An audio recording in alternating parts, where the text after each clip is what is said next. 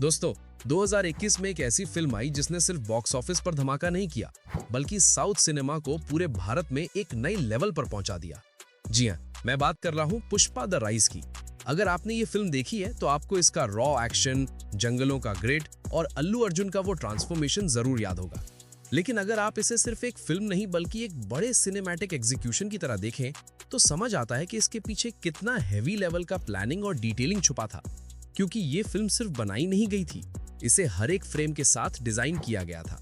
और आज हम बात करेंगे उसी बिहाइंड द सीन्स और फिल्म मेकिंग प्रोसेस की, जिसने पुष्पा को एक मास फिनोमिनन बना दिया।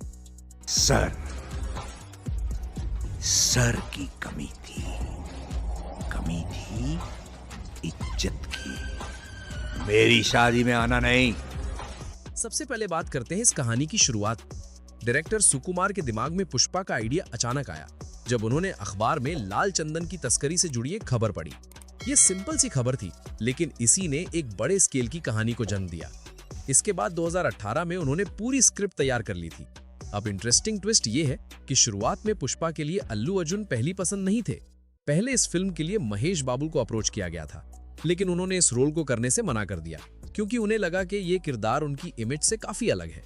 और यहीं से एंट्री होती है अल्लू अर्जुन की, जिन्होंने इस किरदार को सिर्फ निभाया नहीं बल्कि उसे पूरी तरह जी लिया। अब बात करते हैं पुष्पा के आइकॉनिक लुक की। अल्लू अर्जुन को पुष्पा राज बनाने के लिए उनका पूरा ट्रांसफॉर्मेशन प्रोसेस बहुत इंटेंस था। हर दिन उन्हें लगभग 2 घंटे मेकअप और लुक सेटिंग में लगते थे। उनकी स्किन को आर्टिफिशियली टैन किया गया, बालों को मेसी और कर्ली लुक देने के लिए हेवी स्टाइलिंग प्रोडक्ट्स यूज किए गए ताकि वो कैरेक्टर स्क्रीन पर बिल्कुल रॉ और रियल लगे। अब आते हैं फिल्म के सबसे बड़े चैलेंज, जंगल की शूटिंग। पुष्पा की लगभग 80% शूटिंग डेंस फॉरेस्ट्स में हुई, खासकर आंध्र प्रदेश के मारेधुमली इलाके में। यहाँ ना प्रॉपर रोड्स थे, ना बेसिक इंफ्रास्ट्रक्चर।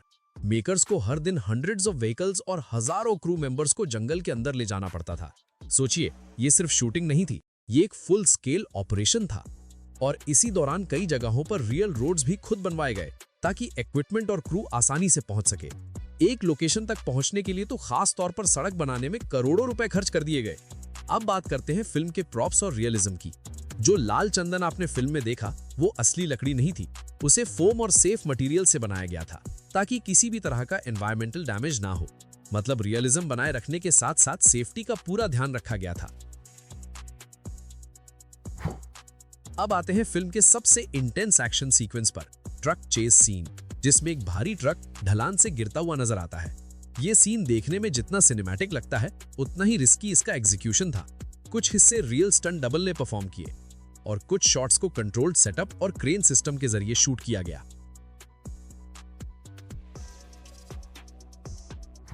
अब बात करते हैं वीएफएक्स और टेक्निकल एग्जीक्यूशन। फिल्म के विजुअल इफेक्ट्स को मकुटा वीएफएक्स ने हैंडल किया, जिन्होंने पहले बड़े स्केल प्रोजेक्ट्स पर काम किया था। डैम सीक्वेंस, वाटर फ्लो और रेड सैंडलवुड लॉग्स के सीन्स, इन सबको डिजिटली एनहांस किया गया ताकि रियलिज्म और इम्पैक्ट दोनों बना रहे। इसके साथ ही इंटरनेशनल लेवल की सिनेमेटोग्राफी भी यूज की गई, जिससे हर फ्रेम को एक सिनेमैटिक फील मिला। अब आते हैं म्यूजिक और मास इम्पैक्ट पर। सामी सामी और ऊ आंतवा जैसे गानों ने फिल्म को सिर्फ इंडिया में नहीं बल्कि ग्लोबल ट्रेंड बना दिया। इन गानों की शूटिंग रियल फॉरेस्ट लोकेशंस में हुई और कोरियोग्राफी को नेचुरल फील देने के लिए काफी इम्प्रोवाइजेशन किया गया।